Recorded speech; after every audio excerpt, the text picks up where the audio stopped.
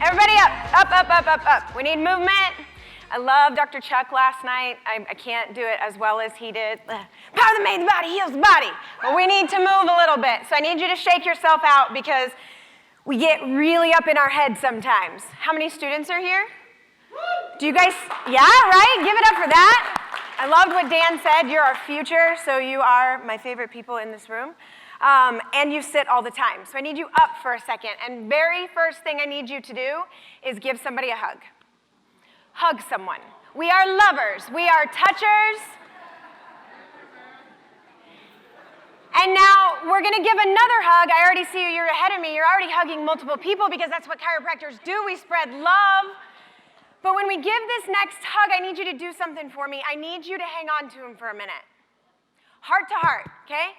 I'm serious. So when you give this hug, I want you to close your eyes and hang on to this person for a second. And just give a hug, a real one. And close your eyes, get heart to heart. And quiet for a second, just for a second. Go into this moment. There's another human being. Hang on, you're not done yet. I'm serious. We're going to love on this.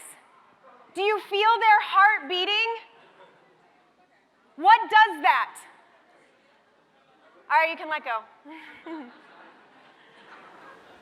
Creating connections this morning. But think about that. You can sit down or you can stand up. It's totally up to you. Do you hug your practice members? Do you hug your kids? Do you hug your wife? Do you hug your husband? Do you hug your friends? The power that made the body heals the body. How often do you give reverence and respect for the power that made the body? The power that you work with. When you hug someone, if you take just a moment to feel their heart beat, let it remind you who you are and what you do. Remind you who you are and what you do.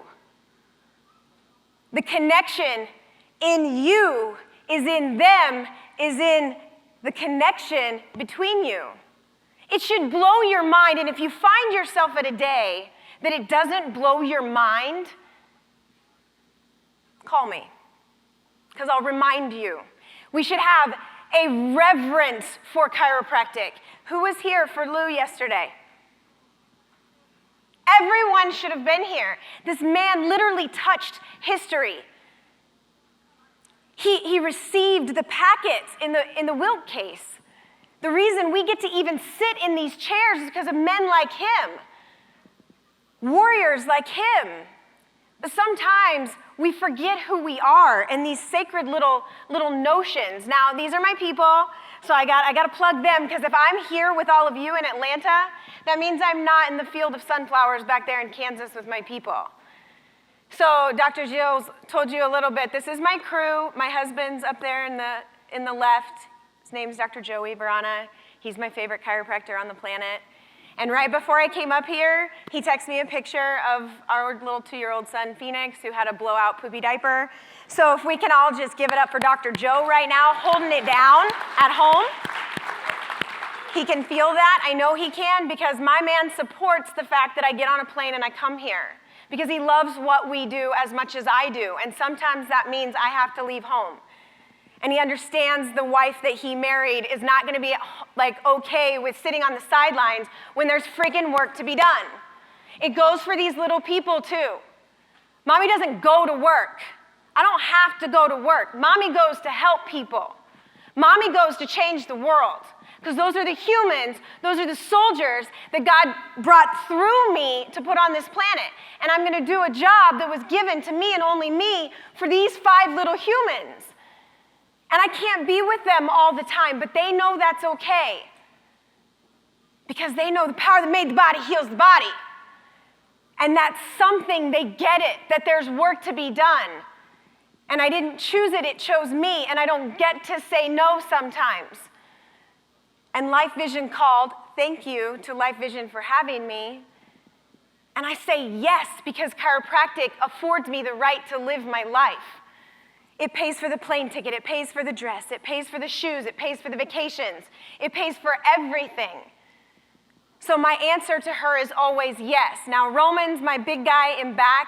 We took him to El Salvador on a mission trip a few years ago. He wants to be a chiropractor, of course, right?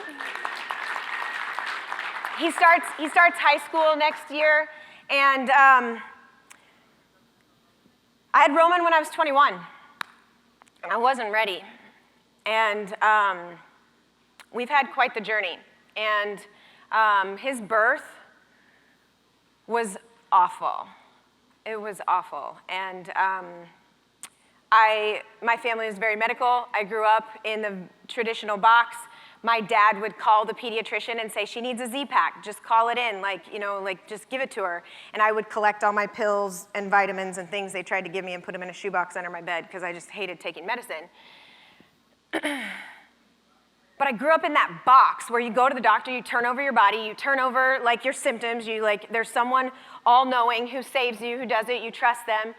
And that birth, this tiny human, I'm a 21-year-old kid trying to just get my bachelor degree. How did I get here? And this birth was violent. It was a teaching hospital, so there's 30 people in the room, and they gave me an epidural. I tried to go. I wanted to be tough. That didn't last very long because it was an induction, because it was time. He was, you got to go. And I couldn't feel anything from my chest bone down, and doctors were yelling at me, push! You gotta push him out! I'm like, well, I'm vomiting, I'm pushing so hard, I can't. You disconnected me from my body. I can't feel this baby, I can't feel myself. I don't, honest to God, know where I'm at right now. And the doctor, she gets in my face and she says, all right, treats me, she's like a dumb kid, and she's like, I know that you're not getting this, but if you don't push him out, I'm gonna have to take you back to a C-section. And she was so annoyed with me. And I was 21, an unwed mother. I already felt like a failure, and now I'm failing at birth. I failed getting here. Now I'm failing in the moment. And they pulled him out by forceps. He was blue. He didn't breathe. I was the 10th person to hold him. All of this was pre-chiropractic. And a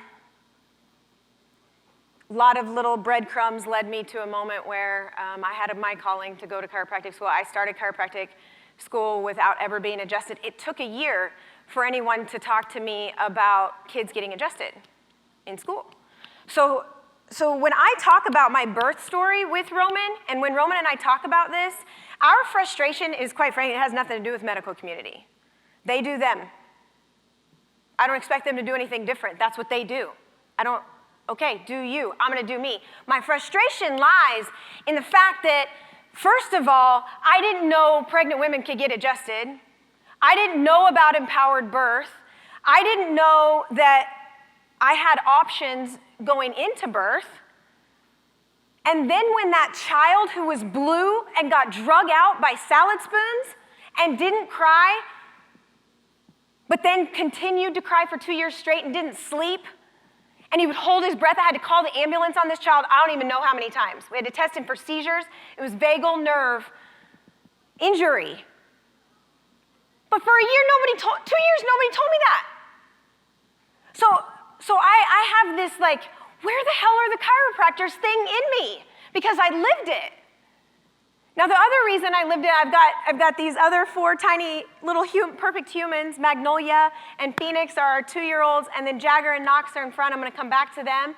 And then my mother-in-law, Cindy, is on your left, and my dad, he's on your right. But there's 2 people that aren't in this picture. My father-in-law passed away about 6 months right before we graduated from chiropractic school. Long battle with cancer. And my mom passed away 3 years ago with cancer. And I can trace back how our family gets to a picture that should have other people in it. I can trace back the tale that Magnolia and Phoenix won't know my mom. And it takes me back to this nagging thing. Where were the chiropractors? My frustration is not with chemo. My frustration is not with vaccines. I got a frustration with vaccines. I got a frustration with chemo. But my big one, the one I want to talk about, is where are we? Who are you? What is your story going to be? That's why I travel. That's why I'm not at home playing out in the sun with my babies right now, and I'm up in front of you, because I'm praying that the truth that you have been given, the sacred trust you have been invited into, the empowerment of the power that made the body, that heals the body, the remembering of who you are, the connection to source, the trust that you have. I'm going to challenge you to play bigger and tell it more. Tell it bigger. Bring them in. Remind them, because they really don't know. But once they do, imagine the world that we get to live in. Remember who you are. You guys have seen Lion King. There's like that moment where Simba's having a really tough time. John Minardi talked about this, and I love the analogy, but Simba really struggles in The Lion King, and he gets mad. He gets mad at his dad. He gets really like sunk down. They try to do the Hakuna Matata thing, and then his dad comes to visit him. He said, remember who you are. And he steps into his place, right? Nothing changed. He changed the way he looked at the world, and he remembered who he was. Guys, we have the roadmap to do that for people. It's already been done. You don't have to reinvent any kind of wheel. The work has been done. And I agree with Rob Scott that we are going to have to change our language, and the millennials, you students, you are my heroes on so many levels. Y'all push, man. You do life big. You're so bright. These t-shirt guys over here, if you have not gotten to see them in A Society out there, yes, thank you. They're in school. They're taking tests. They're in the grind. They're doing boards. And they're starting businesses because this thing within them is so big they couldn't shut it down if they wanted to. It's one example, but they just take what's already been done, they give it that like new millennial changing of the time type swagger, and they make it cool, they make it relevant. We don't have to change this, we just have to learn a conversation and attach it to our story and take it to the people. This is not hard, guys, this is simple. This is the bones of what we do right here. And we have little cards in our practice and we talk about it. What's a principle? It's a fundamental truth that serves as a foundation for a system of belief or behavior or of a chain of reasoning. Those principles. What's your favorite principle? Do you know them? And who needs to know? Dr. Jennifer talked yesterday about the chain of events. Every cause has an effect. So you could literally pick a principle and share it in some relevant way. Tie it to a story. Tell a story in your office. And then it helps people remember who they are. That the power within them is greater than they've been exposed to. You're not teaching them. You're awakening them. And you have it, and it's already been done. The green books, this picture, how many of you have been to Palmer? Gotta go. Gotta add that to your list, and you gotta go to BJ's mansion. I'm a big chiropractic junkie. The green books are a real thing. Now, I got all the way through school. I think I was actually 1.5 years or 2 years out before I knew what a green book was. And I was at a Focus OKC meeting, and someone was like, the Book of Green, and I was like, what's that, But now I know what they are, and they're in me. And when I walked in his library and I sat there, I literally cried. She was with me. She might have even taken the picture. And I'm looking at these books, and the man channeled innate, and he let it write all these things, and he just let it flow through him. And then he asked for more, and then he listened, and then he did the work, and it was just repeat for an entire lifetime. These books, the bigness of the fellow within, the story of that something, chiropractic saves my life. Not saved my life, not changed my life, it saves my life almost on a daily basis. I have been through some things in life. We all have. When my son fell from 8 feet on his face, and I ran around the corner to pick him up off the ground, and his blood is coming out of his nose and eyes shaking back and forth. And there's a chain of events that takes us through a hospital, and I'm getting yelled at for not vaccinating him, and they're telling me to put him on an anti-seizure medication. And I shake, guys, and then I remember the ground I stand on. Chiropractic didn't just give me an adjustment, and it is the Holy Grail, and it is beautiful. But it has given me a life without fear because I know who I am. I know the power I came from. And so when that tiny little perfect human had fallen and we're in the hospital and they're trying to give him medication, he said, I don't do drugs. He said, I don't need that. My body will fix it. I could die tomorrow. My kids will live truth because of chiropractic. I don't have to reinvent the wheel, and I'm really grateful for the brain people. Dr. Hull, Dr. Jennifer, Dr. Heidi Havoc, Dr. Dan, all the people that the science people. I love you, but I'm a heart girl. You might have been able to tell that so far. I'm a little loud. I get a little riled up. But that's because I look out in the world and I see so many people not living life, but not because they don't know. They know, they just need to remember. And we're the light in the dark to show them how to do that. And it's simple stuff. Get the big idea, and all else follows. You take a story, you intertwine it with your story, and it becomes a new way of life for people. But you're gonna have to talk about it. Have you ever thought to yourself, what would B.J. Palmer do in today's society with social media? Ever thought about that? That man would be, could you imagine? He would be everywhere. And I hear him nagging at me sometimes, like, get out there, tell him. It's free for you. He had to buy a radio station to do what we can do for free. Tell him. They don't know these epigrams. You don't have to write it. Guys, keep it simple. This is like basic stuff. And it's truth. I love this one. It's my favorite. It's everywhere in my office. Einstein said we have one thing that we have to really reckon in this lifetime is, do we live in a hostile universe or one of abundance and miracles? Chiropractic for me is the perspective in which I live my life. It's hope and love or it's anger and fear. And chiropractic reminds me constantly who I am. Expect miracles for me is like a gift from BJ, an affirmation to live life by, because the body is always working for me. Always, even when it's time to go. It's part of the process. Life is always beautiful. And it's all part of the journey. When people come to lay on our table in our office, I always expect a miracle, and it's my job to teach them, to remind them that they should too, because of our heartbeats, because of the way this whole thing works. What does it mean? What's a miracle? An extraordinary event? What's it, like 1 in 400 trillion that I even exist?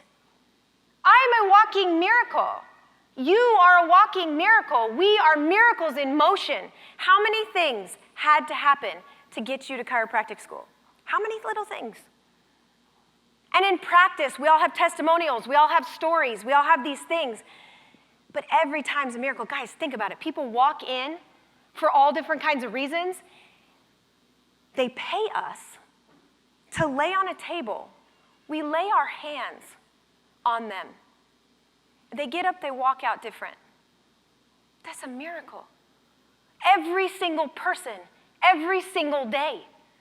It's a reverence for life to be a chiropractor, to be a chiropractic assistant, to be a chiropractic student, to be a human being.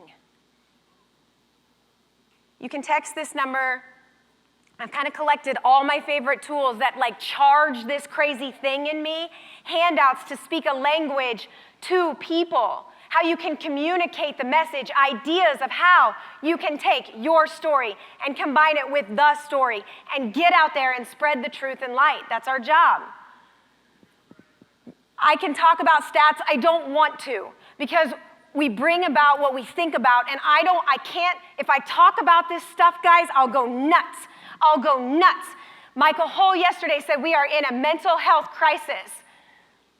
And I started crying right here in the front row because a few months ago, my cousin took his own life.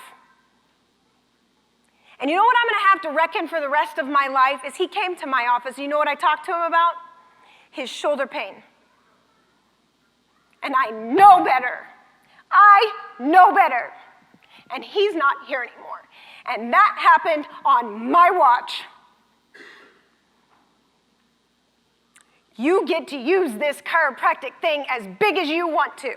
You want to help pain, do pain. It's beautiful to help people get out of pain. You want to stand up for kids who don't have a voice, you get out there and you do it. You want a Dr. Axe story when a mom comes home with cancer and you have an opportunity to change her story, you get out there and you do it. And remember that they might be coming to you for shoulder pain, or their heart might be breaking. Take a minute to hug them, to connect with them. What do? It's really quite simple. We reconnect people. We remind them who they are. We do that with our hands in a physical adjustment, and we do that with our hearts. Don't play half the game. Play the whole game. Do it every day because that's what you got called to do. You are a servant in this life. And if you do it with steady hands and a focused heart for all your days, this life will be more beautiful than you can even imagine. I am grateful to every single one of you for showing up today. There will be nuggets from this weekend that are going to go off inside of you for years to come. You have to show up. Thank you. Hug some people as much as you can today. Go change the world.